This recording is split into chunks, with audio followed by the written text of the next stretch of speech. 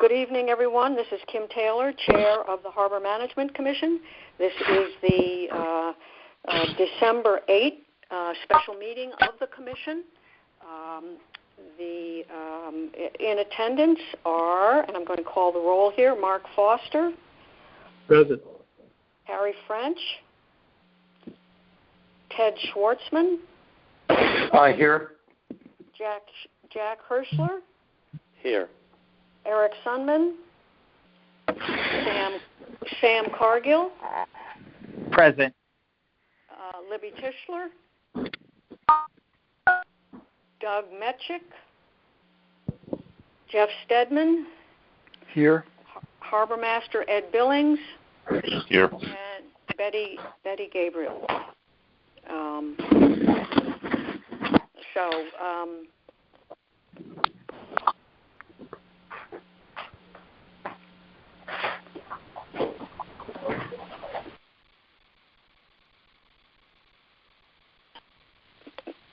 Just to recall the reason why we're here, pursuant to the Town Code, Section 28-8E, the Commission is required to hold a public hearing prior to adopting any revisions to the rules and procedures. After the public hearing, the Commissioners deliberate on what they've heard from the public and make changes to the rules and procedures as appear to be appropriate and necessary as a result of what's been heard in the public hearing. So that's why we're here. To back up and to remind folks of the process by which we have arrived here. We started drafting new rules and procedures during the summer, during last summer.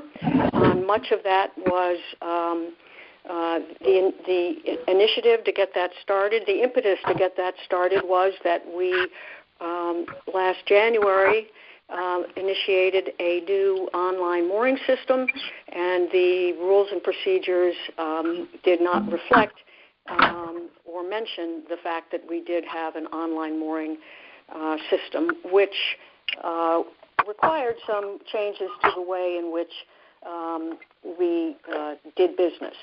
So that, in part, was the reason that we started this process, although there were other issues and concerns that had been raised over the course of the last 5 years when the rules were revised in 2015 that also came to light and required some thought and attention. So the drafting began over the summer. The drafting group included our current Harbor Master Ed Billings, Jack Hirschler, Pat Carroll, and myself.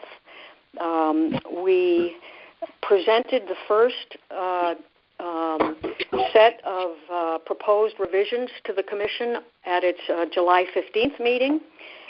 Subsequent to that, we've had special meetings to consider the rules, the rules and procedures as they have been reviewed and suggestions have been made. The special meetings were in October, November, and as recently as last week. Each of the revisions that we have gone through have reflected thoughtful comments from not only the commissioners but from members of the public. We have received many emails. We have received some public comment over the phone at some of our special meetings, and this is really this public hearing is really the last requirement that we face before we can make a decision about whether or not to pass this version of the rules. Hello, this is Doug Metchik joining the meeting. Oh, hi, Doug.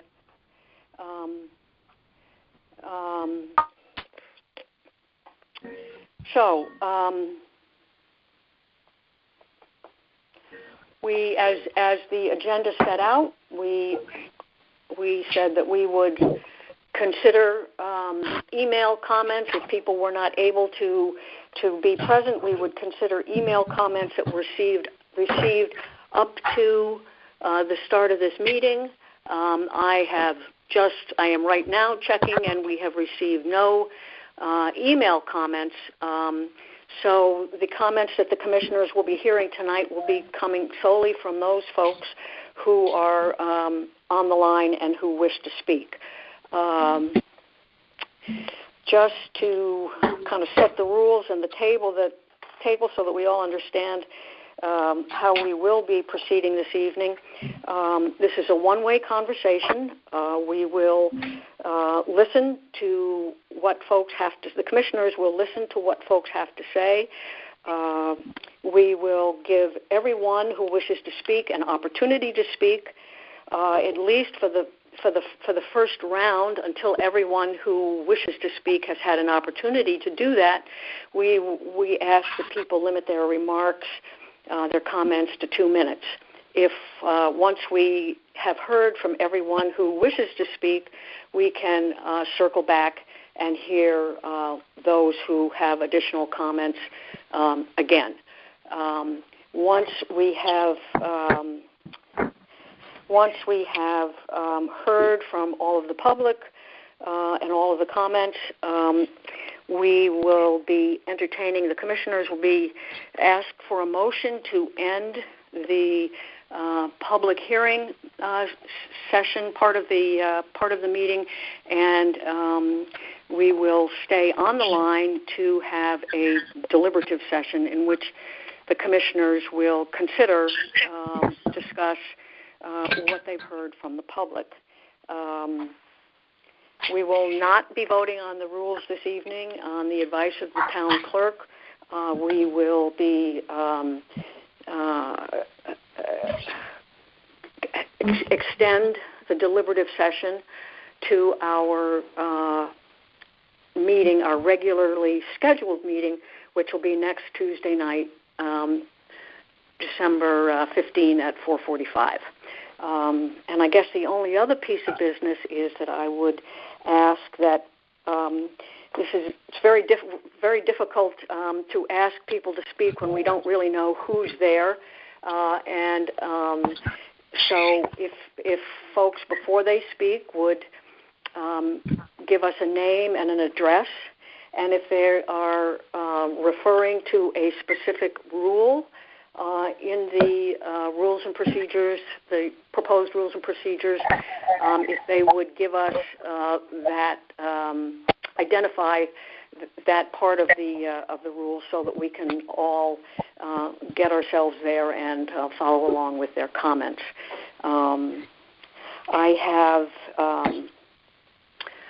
I think that pretty much takes care of the rules for this evening. I have soft muted everyone in the interest of being able to pay attention and to avoid the noise on the line that invariably comes when we have a lot of folks who are moving around while they're listening to the telephone. So if people would like to speak, I would ask that they unmute themselves by hitting *6 and then identifying themselves and speaking to the commissioners. With all that, is there anyone from the public who would like to be heard by the commissioners?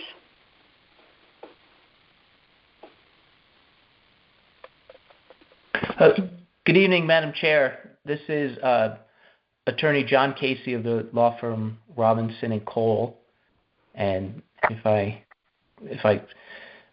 got to be the first person, I don't know if I jumped in ahead of anyone else, but I'd like to make some comments. Okay, that's why we're here. Okay. So again, for the record, my name is John Casey, partner with the law firm of Robinson & Cole. A little bit of background so you know where I'm coming from. Your consultant, Jeff Stedman, knows me. My practice is in land use with a primary focus on coastal management and coastal development. I've represented a number of people before the Department of Energy and Environmental Protection concerning coastal permits for docks, marinas, dredging, all that stuff. So in the course of my practice, I've really come to focus on water rights, littoral rights, including moorings and things like that. So just recently I was retained by the owner of 789 Harbor Ave in connection with your Harbor Road, in connection with your process to amend the regulations. And the issue here is currently your regulations allows for a mooring for littoral property owners. And there's really no restriction on that. And that comes not just out of your regulations, but also from your harbor management plan itself.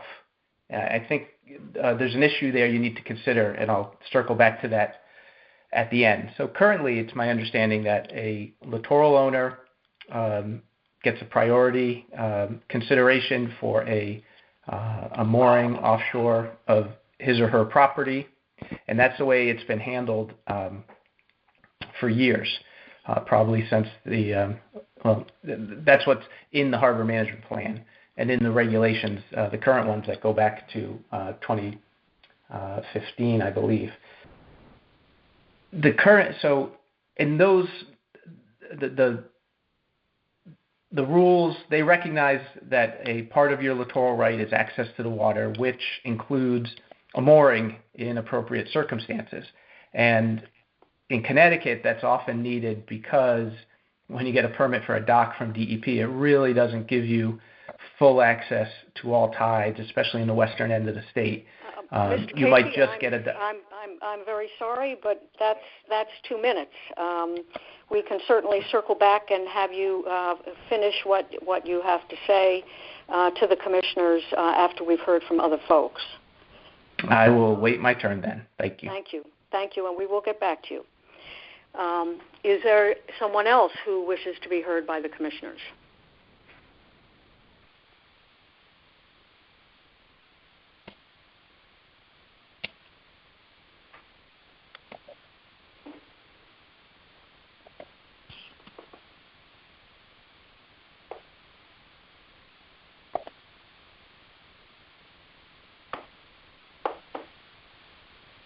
Is there no one else who wishes to be heard by the commissioners this evening, aside from Mr. Casey?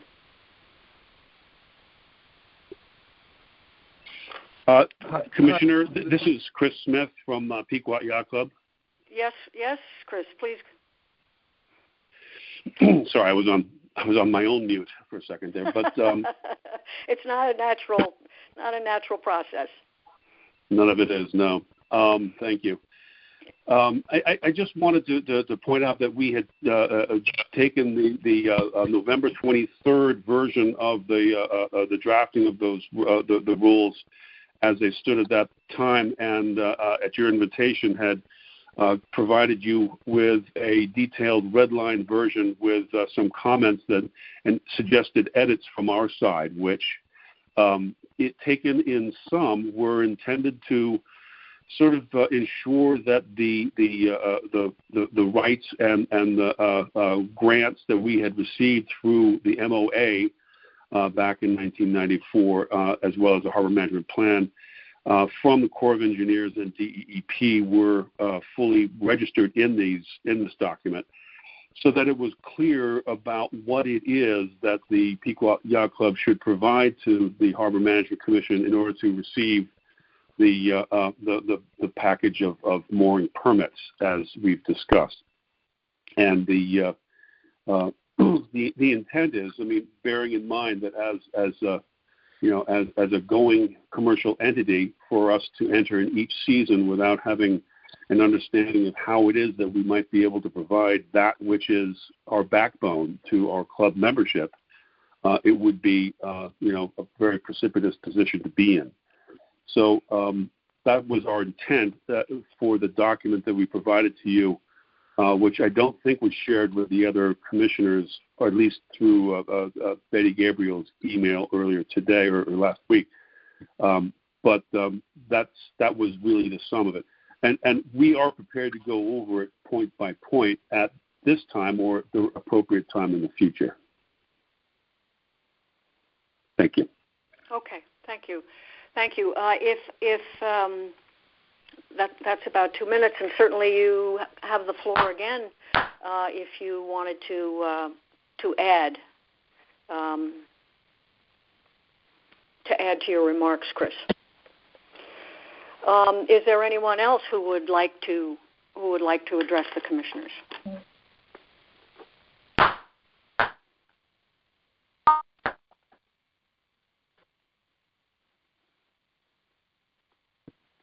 Hi, Commissioner. This is Devin Santa, 10 Overhill Road in Fairfield, Connecticut. I'm also here representing Pequot Yacht Club and can be prepared along with Mr. Smith to address any specific comments from what was submitted last week from the club.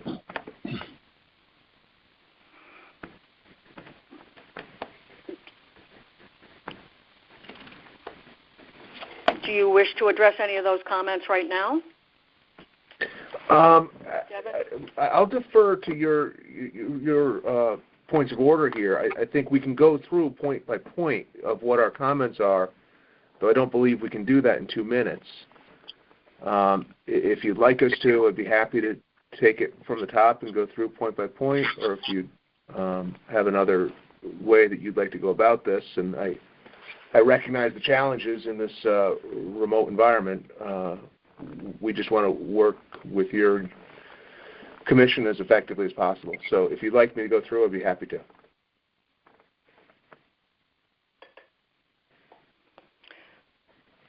Well, I don't think it would be out of order for you to address some of the major concerns that you have in another go round here. That's the purpose of the hearing. I mean, we can't. The purpose of this hearing is that it's a one-way, if you will, conversation. So we're happy to listen, and then the commissioners will discuss among themselves what they've heard. Madam Chair, it's Jack Hersler. Can I make a comment? Sure. It might make sense for us to hear from all members of the public who might be able to fit in the 2-minute limit with their comments, and then we could go back to Mr. Casey to hear all of his comments. That sounds like they might take more than 2 minutes, and the same thing for Mr.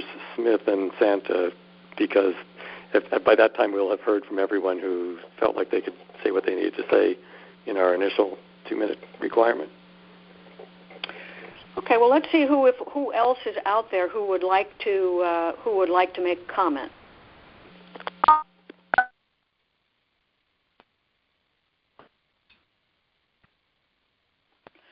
Is there anyone out there besides Mr. Casey, Mr. Smith, or Mr. Santa who would like to address the commissioners?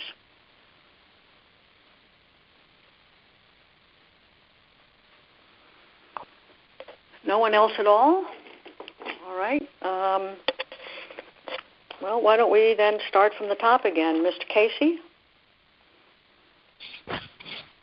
Thank you, Madam Chair. And I think I'll be quicker than Devin and Mr. Smith, because my comments focus on what would be the new Section 6N. So as I prefaced, currently your harbor management plan and the current reg allows for waterfront property owners with a dock to also have a mooring. The new reg kind of reverses this and actually would prohibit a mooring for those people with a dock unless they met certain circumstances. And thank you. I understand from speaking with Jeff that I see that you revised that language. I assume based on my letter that I sent in November to have more specific standards as to when a dock is adequate for a property owner. But I would just point out that littoral access, it shouldn't be a hurdle to having a mooring if you have a dock. I mean, typically littoral access here in Connecticut is a combination of things, especially for waterfront property owners who often have docks that aren't adequate for full boating access.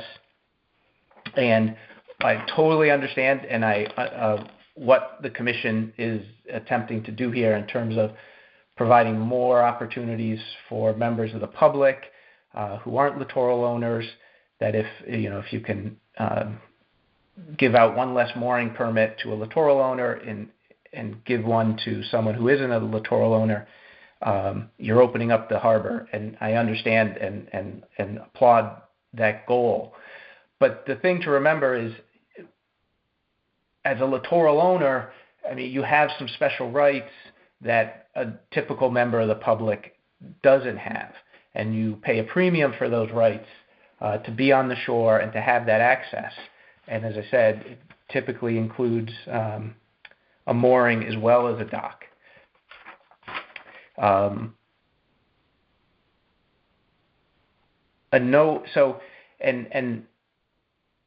by actually having the grandfathering provision that allows current dock and mooring holders to continue to have both, it sets them in a special category compared to people who do not currently have a mooring for whatever reason, but also have a dock. And then what it would also do is, when that particular mooring permit holder sells the property, they would lose their mooring permit, and then the new owner would have less access than the prior owner of their property. So you're really you're altering the amount of access that a house has based on who the owner is and the type of boat that they have. And I think that's just a slippery slope in terms of property rights.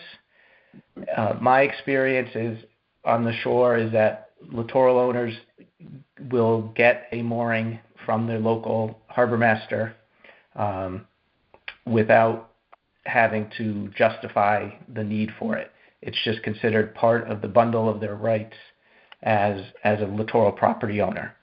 And again, I understand your goal here in terms of managing the harbor, but I would just be concerned about taking away rights from property owners. And I'd also just ask, and you may need to ask Mr. Stedman or the town council, but your plan, your harbor management plan, has a very specific statement about the rights of littoral owners. It says they'll be limited to one dock and or a mooring immediately offshore the property. And then you have these set of rules which you modify from time to time, which is understandable to give yourself flexibility. But I would just question whether you can implement a regulation that doesn't go through the full harbor management review process, that is inconsistent with a policy or a provision of your harbor management plan. Because what you effectively will have occur here is you'll have a regulation, your mooring regulations, that's inconsistent with the provision in your plan. And I think that sets up some conflicts possibly down the road. So with that, I will I'll end my comments. I would, again, just ask that you fully consider the impact on littoral property owners who have, additional rights to the water that members of the general public do not. Thank you. Thank you, Mr. Casey, very much. Mr. Smith, do you want to continue on?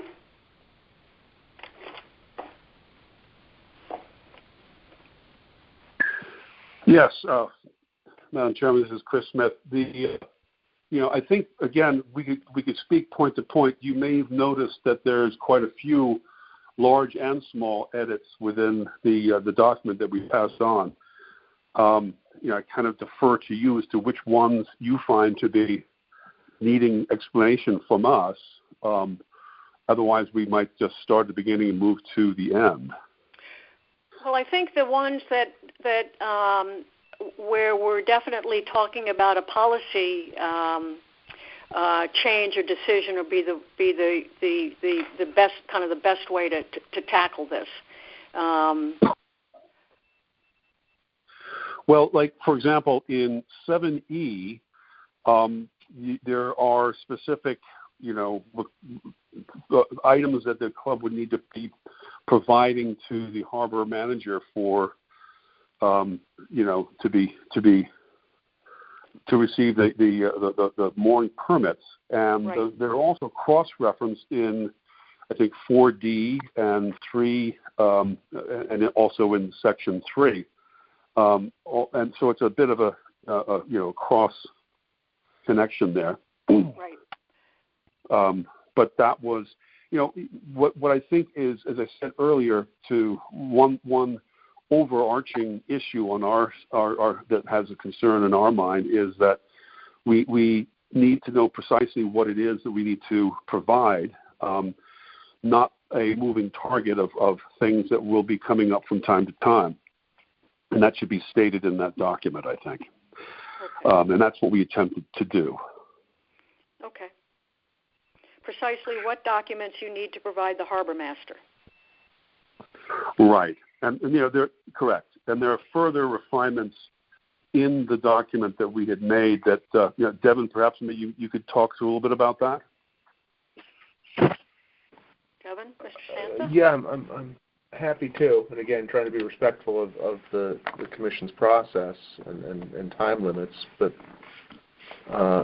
Madam Chair, would you want us to go through our comments point by point, or? Well, the commissioners have seen all of your comments. They received the copy of the document from me prior to the meeting. So I'm more concerned that you explain to us as Chris Smith has just done, that you explain to us what you're thinking. Sure, I'd be happy to do that. I think Chris assessing. We will, when we deliberate, we are going to be looking for appropriate and necessary changes. So it's much easier to understand that some of the changes that you're requesting if you kind of give us the policy that you're trying to, or the specifics that you're trying to be sure are in place.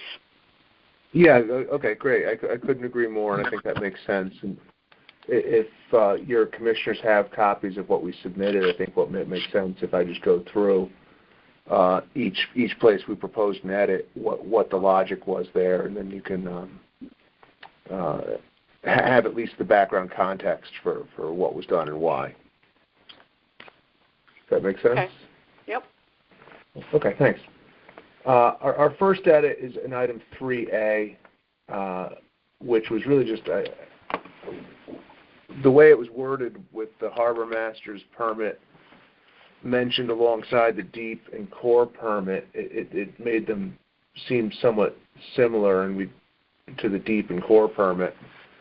And it was just a simplification to kind of say, okay, the harbor master will be granting permits for individual permits as well as the North Anchorage, and leaving reference to deep and the core out of that statement because it was stated above.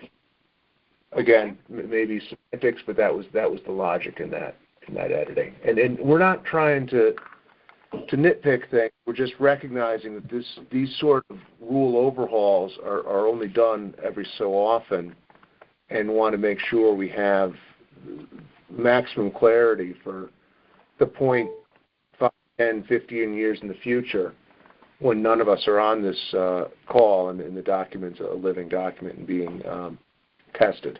So some of that is the context for these comments. So that's the first proposed edit. Second proposed edit is in 4C, which just cross-references to 7E to try and tighten some things up. Again, in 4D, there's striking out the other pertinent information as may be deemed necessary. To Chris's point, or Commodore Smith's point, we want to make sure it's clear and evident what is being expected of the club for issuance of the 51 permits. We don't want to have that vary year to year and not be clear as to what is a condition of the permit issuance. Okay. So that was the point of that one. Moving along in the document,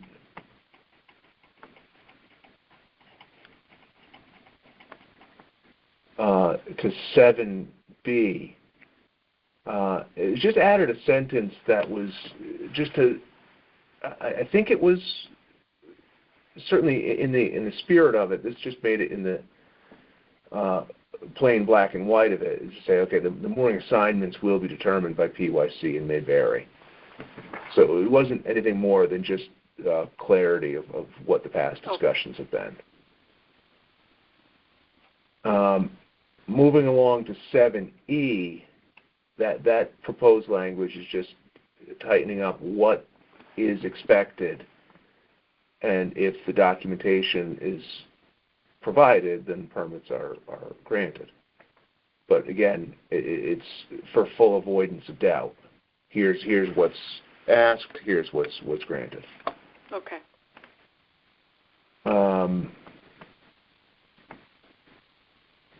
There's a strikeout in 7G because I think that's a duplication later when the fee is discussed. But again, more of a semantic matter.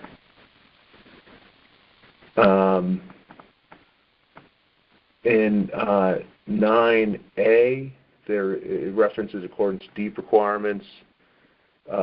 DEEP does have specific fairway requirements and locations, so we didn't want to get crosswise of that permit. Okay. A general note on, I included in Section 10, I'm not exactly sure where it should belong, that we have two classes of moorings in the proposed modifications, the individual private and the North Anchorage commercial. That leaves out the Ideal 18s and the whaler docks, which were just recently authorized with the acknowledgement and consent of the Commission. So I think somehow that needs to be recognized so that those can be properly issued and not in conflict with this document.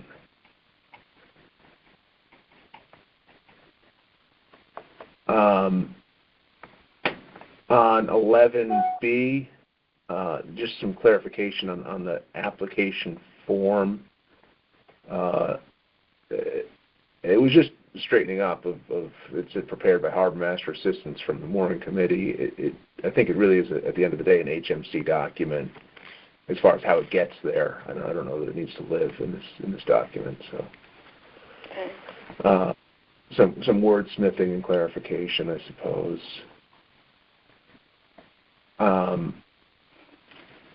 12A,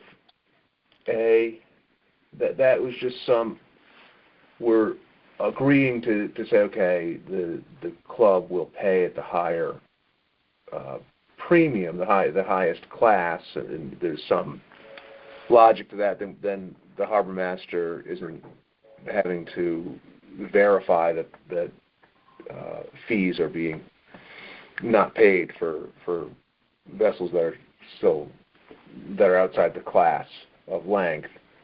But we just wanted to say, okay, that there needs to be some dialogue if fees are to be increased because we are attached to that highest class. And maybe that that language could be improved, but that's the general sentiment of that. Okay. Okay.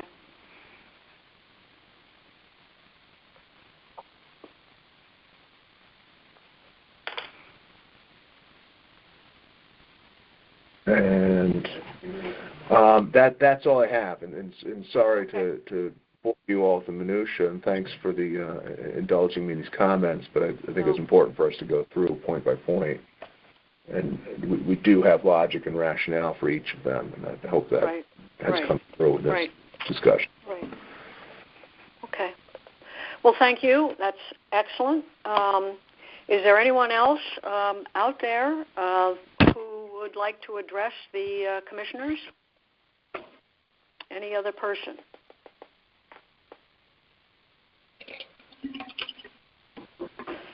Since we're not hearing from anyone else, I'd like to move to the deliberative session. And I think, commissioners, it would be appropriate to have a motion to recognize that we're ending the public hearing part of this meeting and we're moving into the deliberative part of the meeting, just for clarity.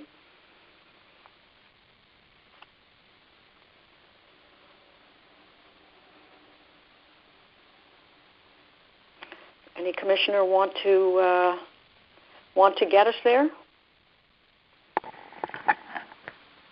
I think everyone was muted, Kim. I just unmuted myself. This is Jeff, manually here. Right. People should be able to unmute themselves.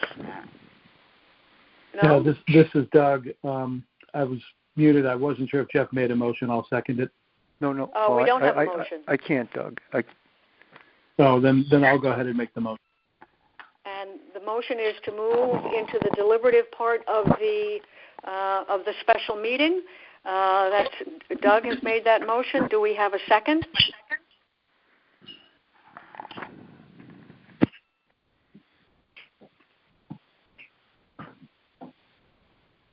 Commissioners, do we have a second to move into the deliberative part of the meeting? Sam Cargill, second. Thank you, Sam.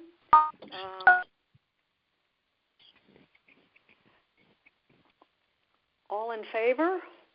Do we have anyone who is opposed?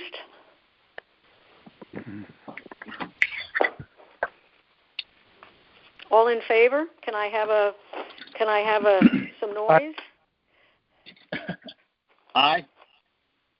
Aye. Anyone opposed? Very good. So let us consider what we've just heard from Mr. Casey on our littoral rights, Mr. Smith and Mr. Santa on the North Anchorage and the several edits that they have suggested. Is there any commissioner who would like to open up the discussion? Madam Chair, are the members of the public supposed to step off? The members of the public are certainly. I'm sorry. Thank you, Chris. The members of the public can stay and listen, but this is the other side of the conversation now, where the commissioners discuss what they have heard from all the members of the public who presented their ideas and their concerns.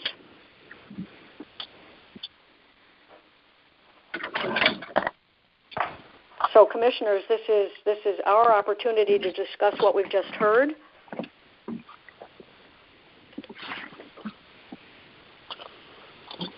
Is there anyone who has a comment or a thought?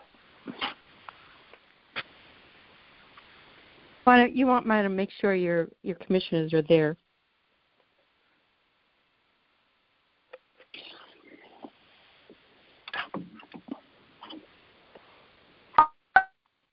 Commissioners? Kim, this is Jeff again. Some may still be muted if they didn't manually unmute themselves. All right. They need Kim, to. can you hear me? It's Jack. Yes, I can hear you. Okay, I had to dial back in again. I just couldn't get myself unmuted. So. Really? Yeah.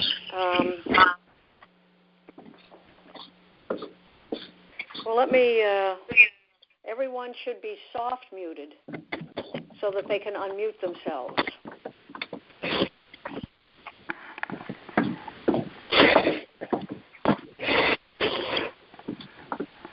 Kim, this is Ted. I'm like Jack. I had to dial back in as well. Can you hear me? Oh, what a pain in the neck.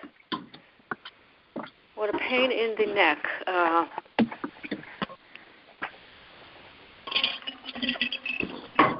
Well, let me. That may have unmuted everybody. Does that help, commissioners? Do we have?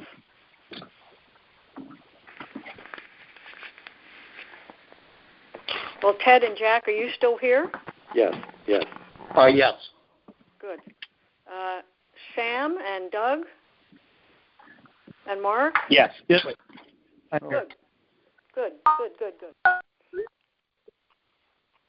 Okay. I'm here. Sorry, it's good. Sam. Very good. Very good. So, commissioners, do we have thoughts about the concerns that Mr. Casey expressed, that Mr. Smith and Mr. Santa expressed, and some of their solutions and ideas to consider? Kim, let me start. It's Jack. Yes, please. In regard to Mr. Casey's comments and looking at the letter that Mr. Casey referenced that he sent to us in November, the changes that he acknowledged that we've made are consistent with really his own suggestion at the bottom of page 3 that we provide a more objective standard for reasonable access. What we did was change the language so that now we're being very clear that we're talking about situations where someone's existing dock provides suitable access for the vessel that they would otherwise be putting on the mooring that they would be applying for. And so we're no longer where his concerns were earlier about someone who has a dock but it isn't really suitable for the vessel that would otherwise be able to be on the mooring. That's no longer really the way we've worded this. I feel like we've moved substantially to address the concerns. There's no perfect solution for the riparian rights balance as he described. It's a tricky balancing act, but I think we've done a very nice job of trying to find a fair balance of the interests of riparian property owners as well as the general public, bearing in mind that we currently, as of tonight, I think have about 67 people waiting on the waiting list to get to the harbor. Right. Well, we certainly did spend a lot of time at our last special meeting considering this new language and considering scenarios that would, we thought, provide everybody with a fair chance to be able to have access, reasonable access to the harbor. Right. He made an interesting point about the provision we have to grandfather to protect anybody who might be affected currently. But that's a tricky one as well, because to not grandfather them is to take away something that someone currently already has. That's troublesome too. So I appreciate all of his comments, and it's a tricky balance, which I think I heard him appreciating that we're trying to strike here. Right. And if only we had a harbor that was much bigger and didn't have quite so many people who were interested in enjoying, it would all be so much easier. But it's a special place, and everybody wants to be there, and that makes it very difficult. Commissioners, any other comments? We spent a significant amount of time talking about this at our meeting last week. Any other additional thoughts upon hearing from Mr. Casey?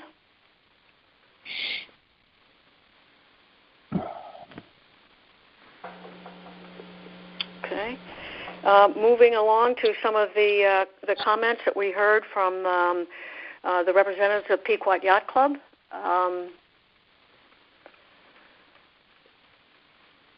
I heard, and particularly the Mr. Santa's reference to the fact that we have no provisions in the rules that deal with any of the mooring floats, and I think that they are not current. They are not mentioned in the current set of rules, so it's not clear to me when, if ever, there have been any references to the mooring floats in the rules and procedures. But it seems to me that it is appropriate to recognize that category of structure in the harbor and have our rules reflect what's actually there, and acknowledge that there's deep permits for those mooring floats.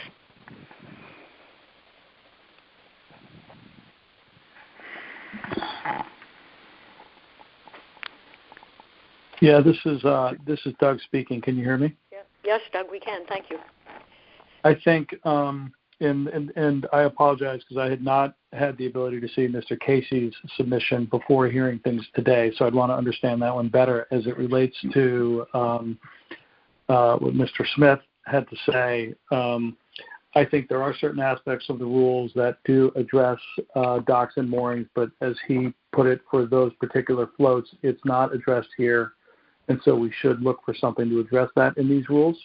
Right.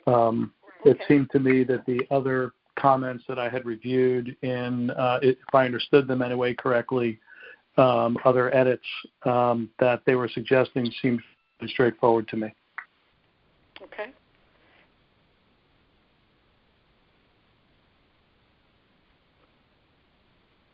Commissioners, other thoughts?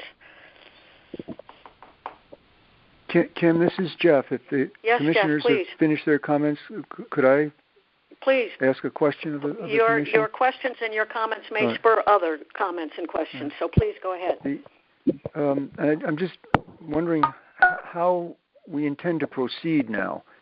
The town code, which specifies the procedures for acting on or adopting rules and procedures, specifically says that following the public hearing, the Commission shall act upon said rules and procedures and may make such changes or alterations in the form or content of the proposed rules and procedures as seen appropriate or necessary as a result of the public hearing, and that such changes, additions, or alterations shall not require further public notice.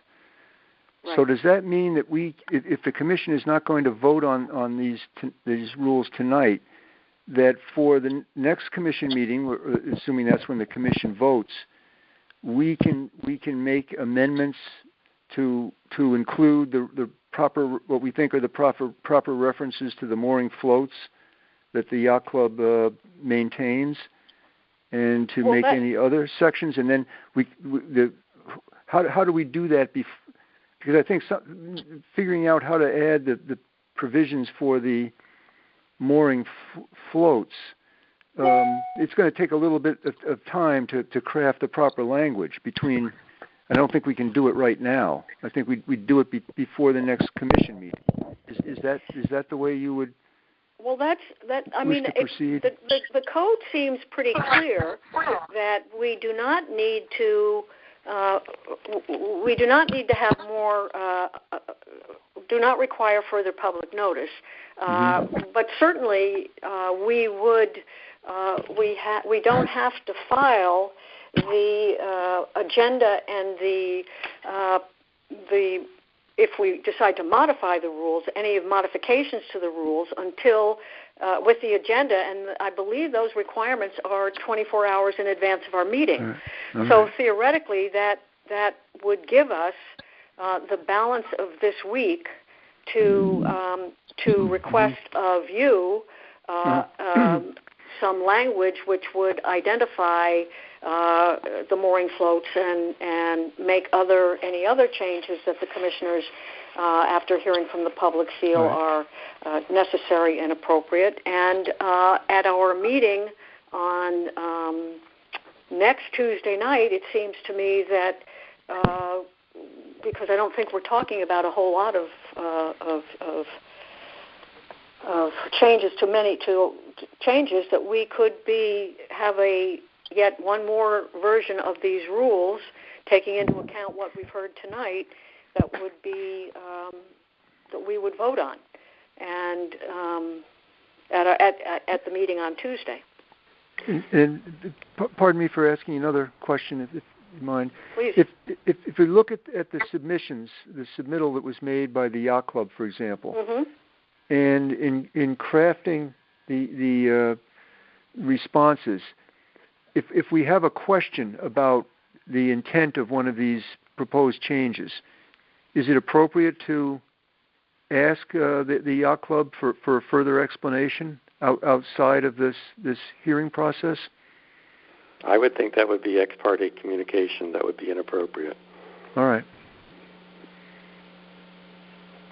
Can I make a proposal, Kim, that Sure. There are 7 sections in our proposed rules that potentially, at minimum, there may be others that Jeff determines, but at minimum 3A, 4A, 4B, 4E, 10A, 11B, and 12A may need to be modified to accommodate the reality of commercial mooring float permits, and that are the ones that were referenced by Mr. Santa correctly.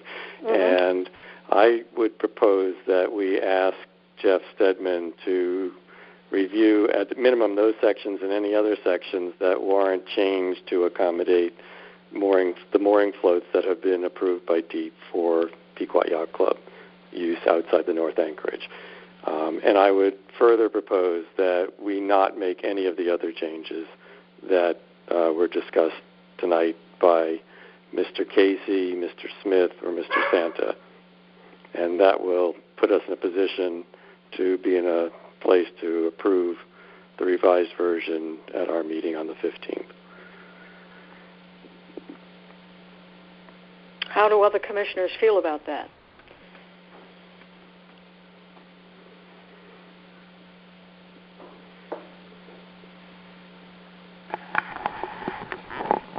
Does anyone else agree that we need to Doug, you've already said we need to include that, but anyone else besides Doug and Jack think that it would be appropriate for our rules to reflect the existence of the mooring floats that the Ideals are on and the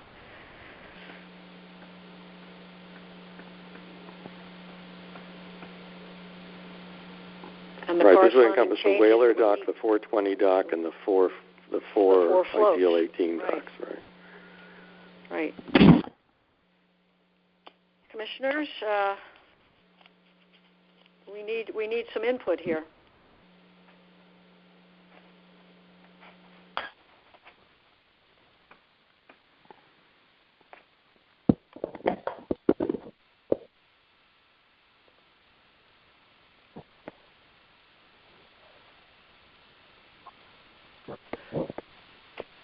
So, Kim, this is Mark. Am I on? Am I live? Yeah. Yes.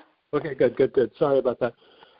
Could somebody just then please, at a rate that I can write down, tell me the sections that we're proposing to hold off on and those that we're proposing to entertain accepting or approving?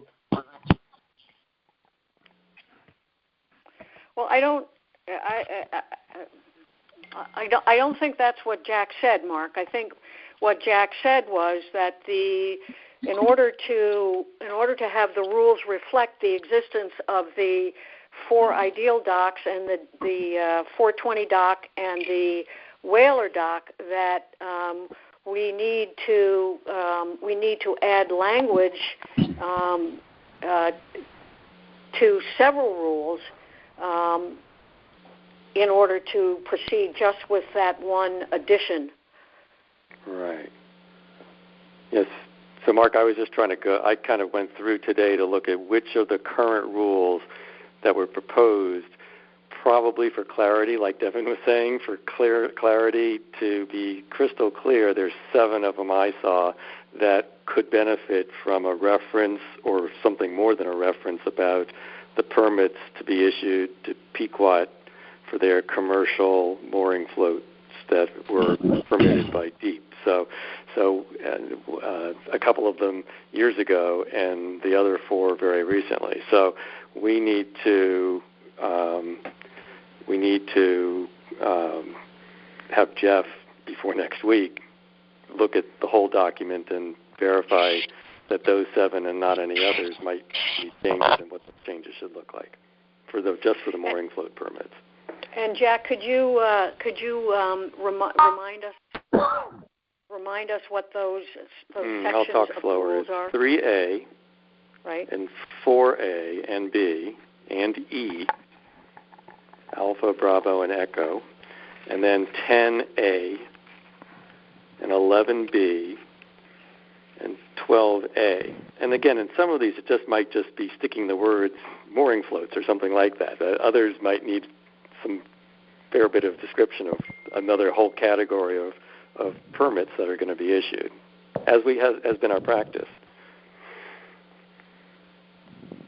And Mark, Kim's right. There was that? never a reference to mooring floats broken out in the rules through all the years. So this is something that was a bit of an oversight and came to our attention specifically by the establishment of the rule around the North Anchorage, because that led Jeff to talk about individual private moorings, which then highlighted the fact that commercial mooring permits for mooring floats are not individual private. They're something different than that. We needed to have that in the rules anyway. So it was a very good catch by Mr. Santa. Yeah, that was. Mark, did you get that? I think so. So, but I punched in really to ask something else. What I think I heard Mr. Casey assert was that the rules are at variance with the harbor management plan, and regarding to language in the harbor management plan. It says section 6 in front of me. I don't know, on page 6-13, where it says each riparian property owner. I just did a quick search to find out what he was referencing, and I believe he was referencing the words that say each riparian property owner would be limited to one dock and or mooring immediately offshore of his or her property, provided that such a dock or mooring does not interfere with navigation or cause a significant adverse impact on environmental resources. And just since it's been some time maybe since we've all looked at this sentence, or at least since I have, I wonder whether, just turning to Jeff, if that is okay with you, Tim, and get his interpretation, our consultant's interpretation of what this means when it says one dock and or mooring immediately offshore. Jeff, do you want to? Well, I'll try, and not that I should take credit, but I remember when we wrote that 25 years ago, and so what we were trying to do now, Mark, is not. We're trying to be more clear on what that means. In other words, the plan has that policy, and there were questions about what that means over time, and some people interpret it as meaning, well, you can have a dock and a mooring. And so what we were trying to do now is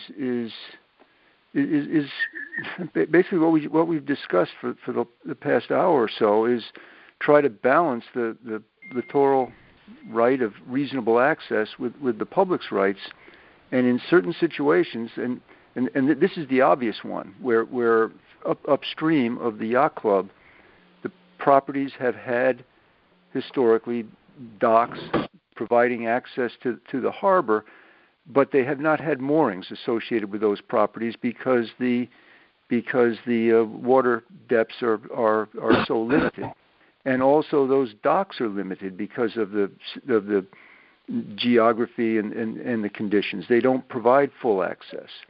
So here, I certainly respect Mr. Casey's interpretation, and I'm not an attorney to have the credentials to argue with the law, but I think what we're doing is in instances where a dock does provide the full access that Mr. Casey mentioned.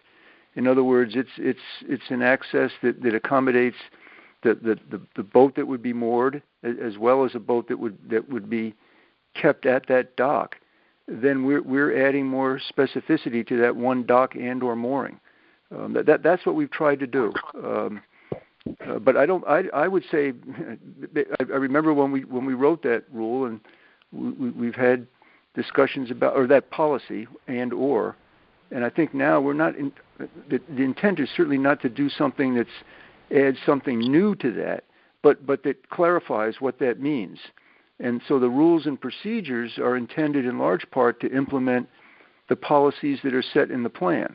Just like the plan has the general policies for mooring, to be done in a fair and equitable way and according to permits from the harbor master and so forth. And then we're adding more specificity to that through the rules and procedures, and that's what we're trying to do with this littoral and riparian issue.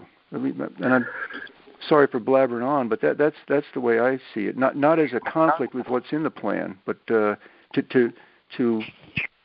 add specificity to the implementation of the policy that's set in the plan. But that's my. I don't know if that helps, Mark. Mark, was that enlightening? Well, I think so. What I hear Jeff talking about is original intent, and so maybe, again, neither of us are attorneys.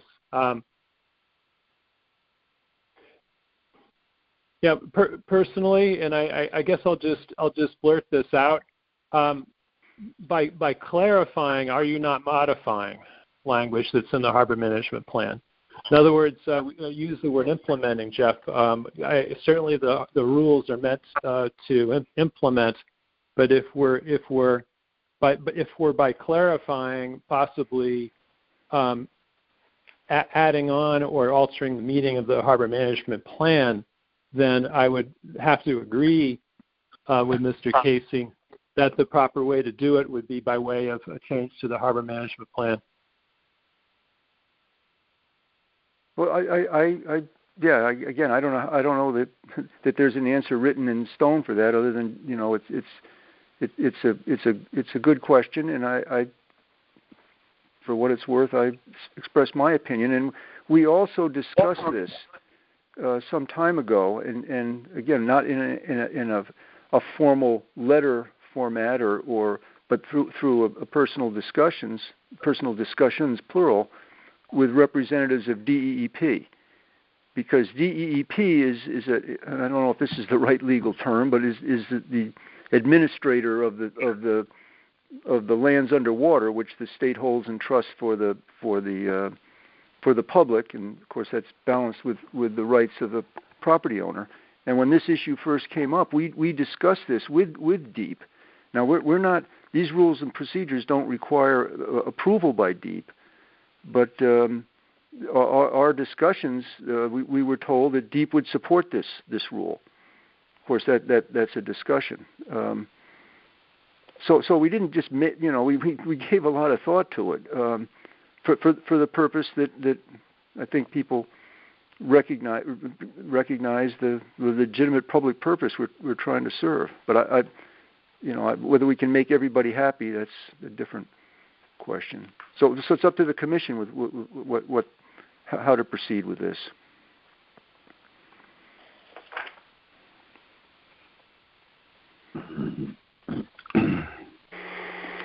And there's also, pardon me for talking again. I wish we were face to face so I could see if you want me to stop talking here. But we also talked with DEEP about the authority of the harbor master in the interest of safe and efficient use of the harbor to make judgments of this sort as part of the harbor master's state delegated authority. So one approach would be to just leave it up to the harbor master to make a decision, and say that making a decision, the harbor master will take into consideration all the pertinent provisions of the plan and these rules and procedures and leave it at that. But we've tried to add more guidance to it here. I think that the intent of the adding more guidance was so that it would appear to be less arbitrary, so that the harbor master would have a sense of where we were coming, and littoral rights owners would have some idea of what some of the considerations would be when they were applying for a mooring permit if they had a dock. I don't think anybody was intending that the rights of the littoral property owner would be diminished. Correct. And again, going back to Mr. Casey's letter to us on the bottom of the third page, what he is asking for as a solution would be to provide an objective standard for reasonable access, so that the person is not being treated unfairly because they have a dock, that they're disadvantaged by virtue of having their dock. And I think what we're doing here is accomplishing that. And I agree that as we are in the process of updating our harbor management plan, the same kind of clarity should be done in the plan as is being done in our...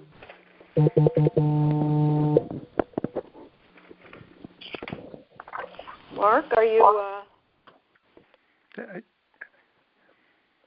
Jeff, you were going to say something? Well, yeah, but I think that term "full access" is what we're getting at. That it's not a situation where the property owner, because of the property, and can't build a dock that does more than provide dinghy access to a mooring. But in a situation where the dock supports the boat that would be moored, and that we could consider that as providing full access. Right. Mm-hmm. To that particular for that particular vessel. So that property owner would have his boat in the harbor. Yes, and full access right. to the boat and to the harbor at the dock. Right. Mark Foster, thoughts?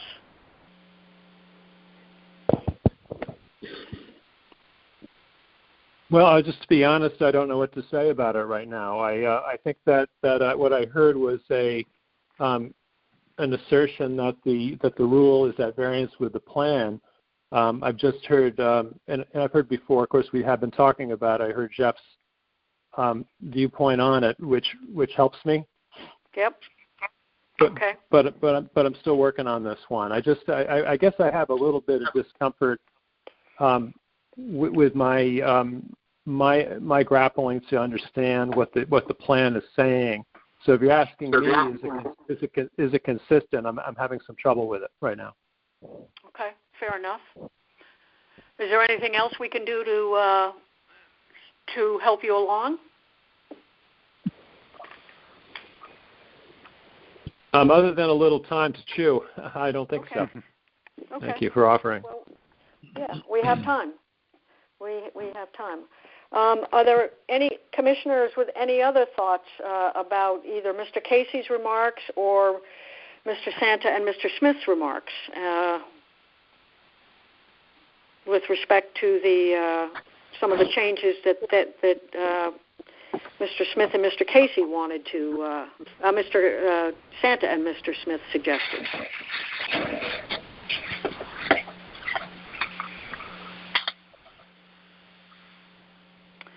Commissioners, no other Kim, comments? I don't know if you want to go through them point by point. My personal view, having studied their suggestions, is that we should clearly move forward with Mr. Santa's suggestion about inclusion of the mooring float permits in the appropriate places in our rules.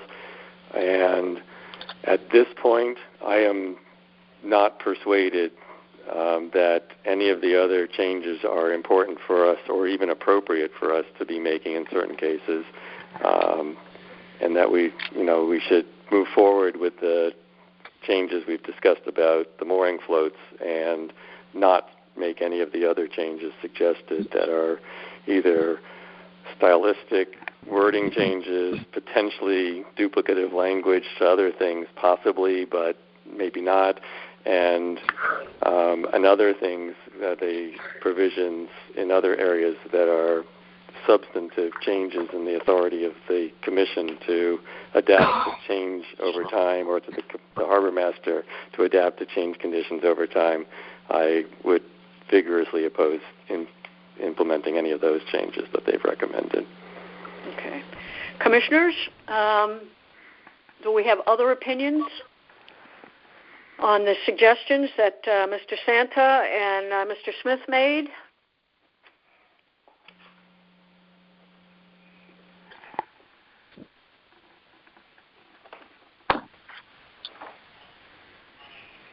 Commissioners, any thoughts? Are we prepared to simply charge Jeff with adjusting the rules to accommodate the mooring floats, or are you agreeing with Jack, or? All right, this is. Can you hear me? Yep. I just don't know if I'm on mute or not mute, and apologies if you've heard dogs and children infuriating. and me running around. And just as Mark said, I mean, there's a lot here to chew on, and I really want to give it as much thought as I possibly can additionally, and I do think that adjusting the ideal docs is the right thing to do. And we've had some really valuable public comment, and I think that's great, and I think that's part of the whole process, and having exhaustive public comment and some really meaningful input. It's all accretive, and it's going to be helpful to us. And I think, as Mr. Santa said, when we're all dead and gone, God bless us, there's going to be this a living document that we've left behind that addresses things that very well should be addressed, especially on the ideal side. I want to get a little bit more clarity on the permit side. I don't know. I think that there seems to me, it's a little bit more, it's a little ambiguous. I'm not sure that we have our understanding what it really requires on the permit side. That is one area, and maybe I need to review it some more and think about it in terms of what it means exactly. That's from the comments from the club side, from Chris Smith and Deb and Santa. There's a lot here to cover, and I applaud all the commissioners for doing what they can to, follow along at home here. But, the devil is, of course, in vagaries or in the details, right? I think recognizing the ideal docs is important. I think it has to be, because that is a very important part of where there are changes that were made, of course, and that the acknowledgement of such, I think, is important.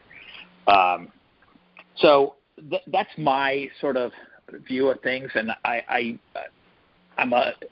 just need a little time. I'm a little trepidatious on a few things here, and I respect, Jack, your comments about not making certain other changes, but just to get another comfort level around permitting and what's required for the permits.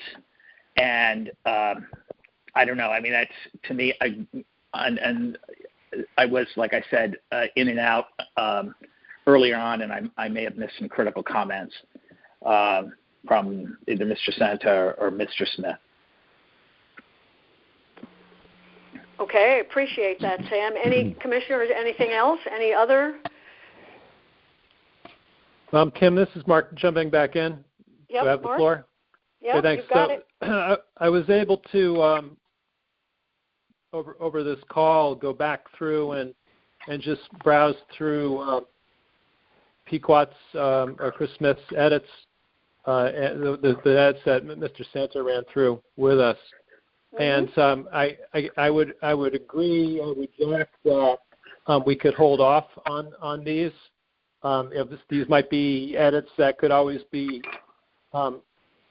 revisited at another time, but there's just enough value that's been added to this entire document that we need to move forward. And I would feel that we don't want to stumble up just on the account of these particular edits. And I'll stop short. I was about a few minutes ago. I would have asked just Jack to go through point by point and say why we can move ahead without the edits. But looking through, I don't think that's necessary. I just want to ask if other commissioners feel the need to do that. Commissioners? Any responses to Mark? And if not, then I presume we all would agree with Jack on that point.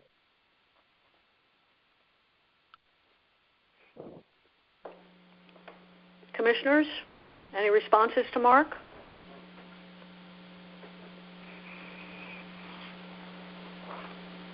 Okay. Well, hearing silence. The muting game is taking its toll here. You know, I'm so sorry, but I don't know if I'm in or not, but now you're in. You know, and just the full clarity around what is needed for a mooring permit is one area for me. And again, I apologize for not being succinct on it and what it means. It appears to be a little open-ended, and what the harbor master would require for a permit. There's, I trust Ed and his governance and guidance in the harbor, but I think again we're talking about something that will be around for a while. I want a comfort level on what it means and the clarity around the permitting piece, because that does affect important stakeholders, and it's just I don't need to run this one into the ground, and I don't want to hold things up, but I would like to have some sort of clarity or more on that and what it really means. Is there any way that we can? I guess that Jackie had mentioned that at this point public comment is over. Public comment is over. Okay. Yeah, let me just say that this is a key question for us as commissioners to think. We represent the interests of the public, and the request of PYC, as enunciated by Mr. Santa describing this to us, is that they're proposing in the change to take away the latitude of this commission working with the harbor master to, over time, using its good judgment to make determinations because of something that we can't predict right now, that we might reasonably want something else to be provided by PYC to issue a permit, and they are wishing to remove our opportunity to potentially do that by circumscribing in writing the only things that we can require to issue a permit. I understand why they would like us to do that. It's not the proper thing for this commission representing the public to agree to do. And Jeff Stedman wrote the words, leaving the opportunity for that to occur. Similarly, in the same area, they've made a proposed change. We had a discussion about this, that it would be Pequot's obligation to tell us, the commission, how they propose to keep records for the people that are on the 51 moorings in the North Anchorage, and it would be up to us to agree or not agree with what they propose. They're the proposers, we're the deciders, and Pequot is proposing to change in their language that they get a seat at the table and we just mutually agree what we're doing. That's not the role of any member of the public, including Pequot Yacht Club. That's our job as the commission to decide what's going to be appropriate, and it's their job to make the proposal to us of what they propose. And for the harbor master, working with the commission to decide if that will be acceptable documentation for the boats that are on a day-to-day basis on each of those 51 moorings. So those are two of the most important things that I found that I really think must be kept the way they were, and it's precisely the thing that Mr. Santa was pointing to as the kinds of additional latitude in the application process and also now in the record-keeping process that are being changed in a way that I think is just not appropriate. And I propose that we stay with what Mr. Stedman wrote for us.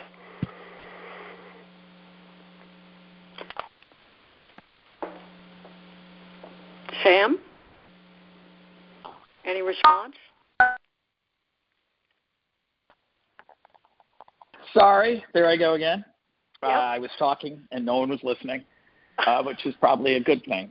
We were trying to hear.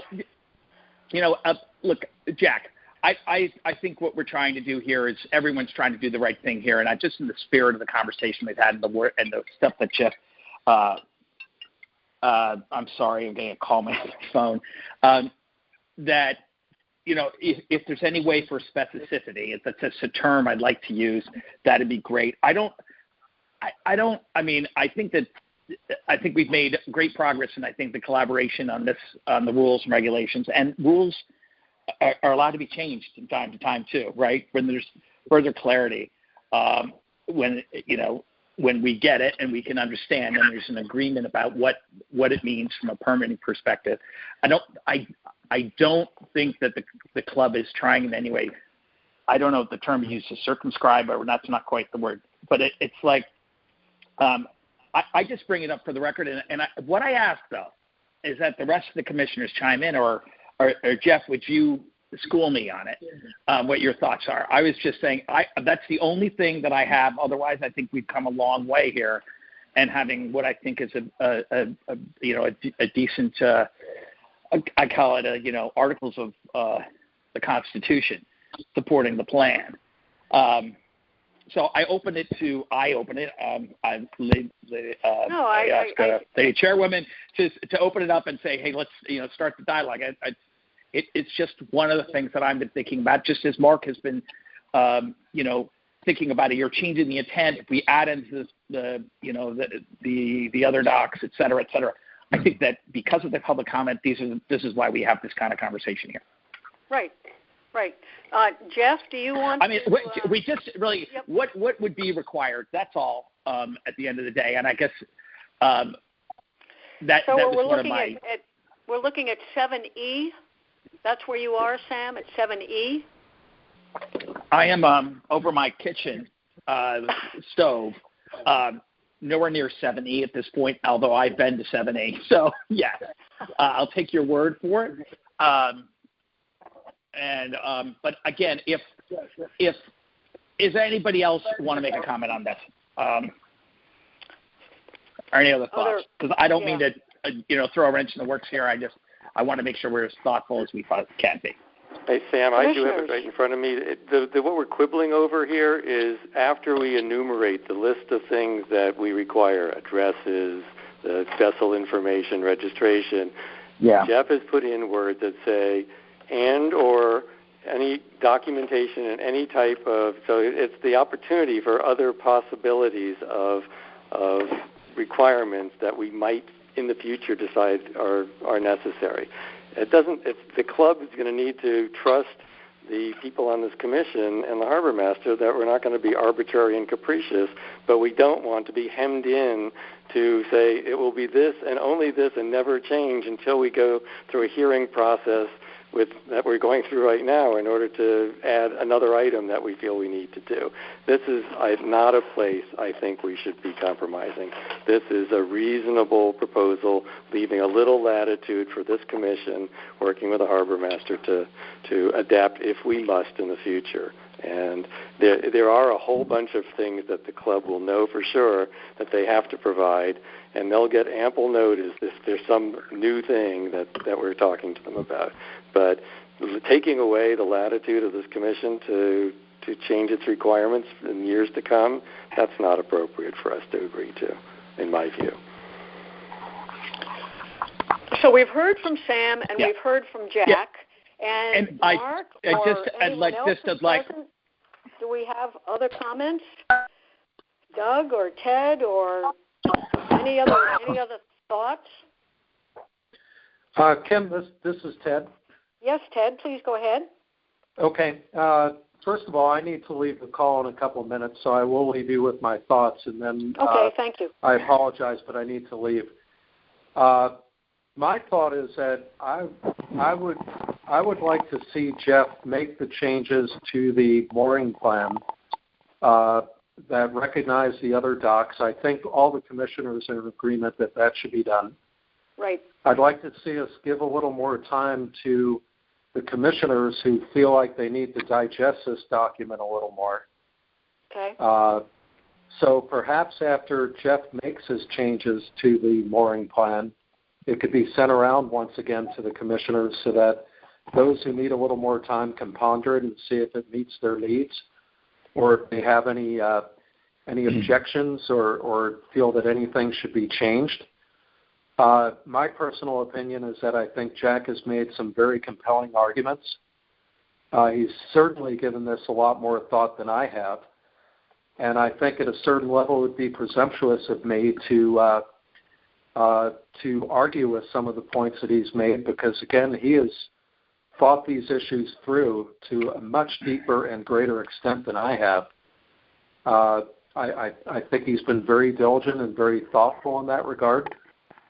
And personally, I agree with him, with the comments that he's made and what we should incorporate in the plan. But at the same time, I would like to see commissioners given more time who are not yet comfortable with proceeding ahead, in its entirety. I think they should be given one more chance to see the revised document and think about whether that's something they're comfortable with. Hey, Kim, it's Jack. Can I just ask one thing? It could be helpful for everybody, I think, if you just ground this at this point where we are right now in the calendar discussion. So we have in the beginning of January a go, no-go, well, we have a go, it's just which kind of go, for the renewals for all of the mooring permits in the harbor. And can you help us sort of understand sort of what our opportunities here will look like in terms of whether we have new rules or the current rules going into 2021? That would, I think, be helpful. I agree exactly what Ted's saying, that people should take the time to understand. I'm not trying to jam something through. We've been working on this since July, and we have some calendar realities that maybe you could help us understand those. Right. Well, commissioners, what the hope is that we will move to extend the deliberative session until our next meeting, which is next Tuesday night, December 15th. And at that time, that is our last meeting for the calendar year. As many of you are aware, the harbor master sends out notices to renew mooring permits the very first part of the year. So we really, and I don't mean this to sound like an ultimatum, because really it's not, but if these rules are not passed at our December 15th meeting, it seems to me that they will not be in place for the 2021 boating season. I just don't know how we could accomplish that. So while we can certainly continue to deliberate over the course of the next week, we certainly can ask Jeff to modify the rules to include references to the mooring floats where necessary. I don't know, unless some of you have, or we're willing to meet the week of the 21st of December and the 28th of December, we're kind of up against either passing these rules at our next meeting or living with the old rules for another year. And again, if people want to meet during the holidays, and we probably could figure out a way around this, but we've been, as Jack pointed out, we've been at this since July at the committee level, and at the commission level, this is at least our fourth special meeting, and we put a lot of work into it, and I just don't want everybody to be so exhausted from this that we can't take care of other business and other issues that are definitely facing us. So we definitely have time. We have probably either a week or a year to consider what we're doing. Hey, Kim. Yes, Sam.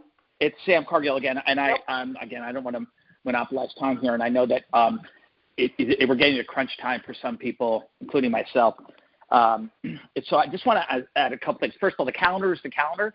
If we have to meet, we're serving the town, and we will do what we need to do. And I think that's just sort of my view and my being engaged in the town of Fairfield and having special RTM meetings or whatever we've needed to do the right thing for the town. So I know we've been at this for a long time, and I think we brought some new commissioners on, including myself, and are sort of drinking from a fire hose when you walk right into the rules and regulations to support the harbor management plan, and it's been great. And I want to echo what Ted said. Jack, you've done incredible work.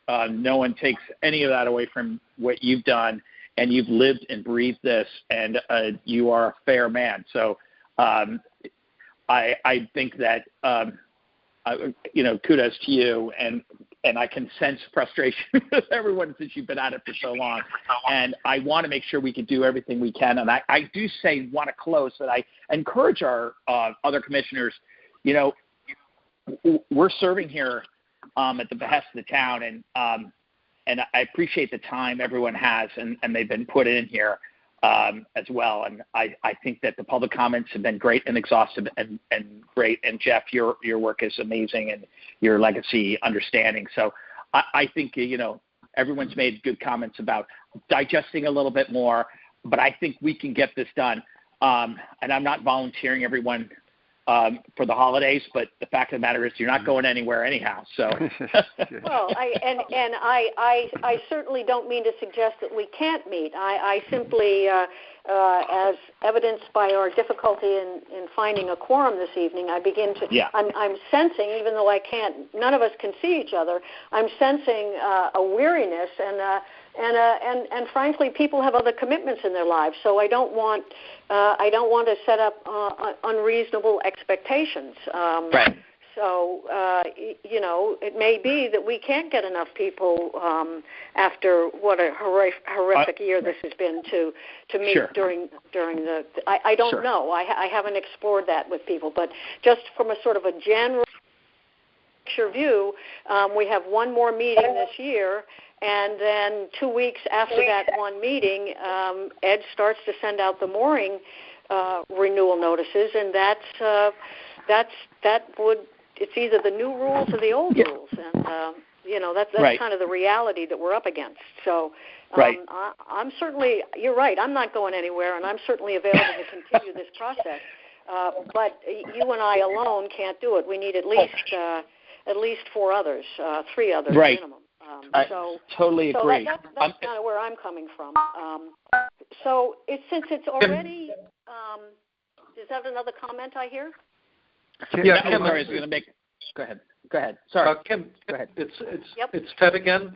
Yep, I just want to throw out one last thing before I leave the call, because I'm wondering if you do or you don't have an issue in terms of moving this forward. Let me just say that if Jeff is able to make his changes to the mooring document, I personally feel that I will be in a position by next week's meeting to make a decision on whether I think that's an appropriate document that I could either agree with or not agree with.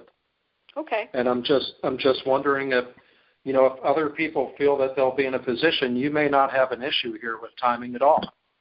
Right, we've had a lengthy discussion, and at a certain point you kind of lose where everyone is in terms of what amount of time they need going forward.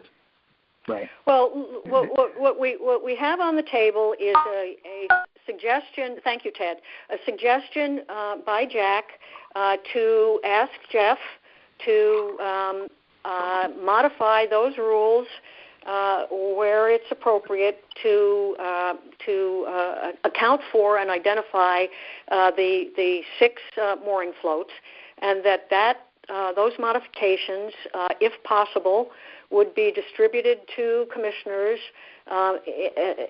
in advance of our next meeting, which it always happens anyway, and then people would theoretically have an opportunity to consider what they've heard tonight for a longer period of time and take a look at the whole document once again with the mooring float additions, which it sounds like we all have agreed would be the at least the most important or the easiest addition and correction to make. So, Jack, one modification. We didn't get any questions or comments today about this, but the agenda today included the mooring tackle fees and charges and permit fees, and the recognition of the mooring floats also needs to be reflected on the fee table. So can we just modify what you just said to include the updates to the fees and charges document that we didn't get any comments about to also incorporate the mooring floats?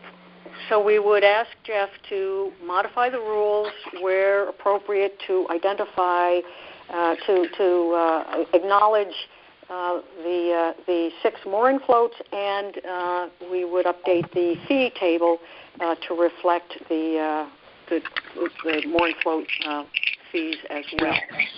And if we could have a motion to continue the deliberative session until our February 15th meeting, I think that would be the first step. And our second step then would be to adjourn.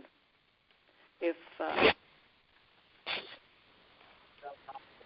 I'm sorry, Kim.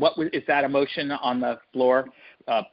No, I'm asking for a motion if we can to continue the deliberative session of this meeting to December 15.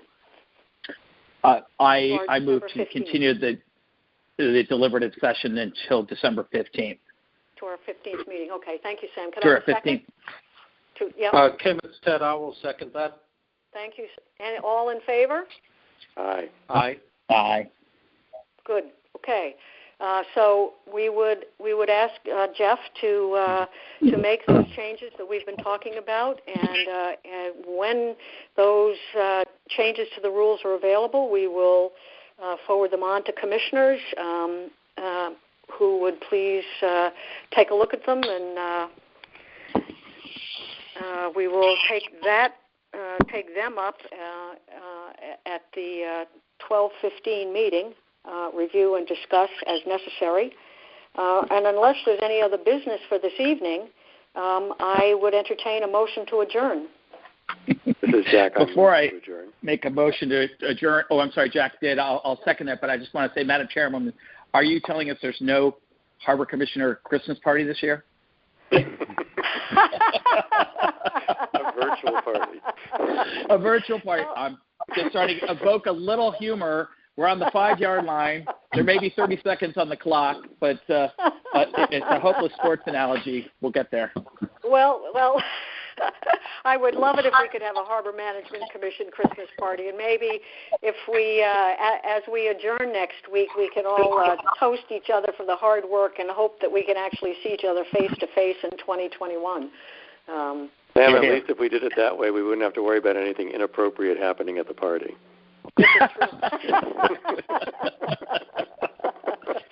All right. So I have a motion to adjourn by Jack, and it's seconded by Sam. And all in favor? Aye. Aye. Great. All right, ladies and gentlemen, we will reconvene on the 15th of December, and you'll hear from me in the interim. Okay. Thank you, everybody, so much. Good night. Thanks. Good night, everybody. Good night. Good night.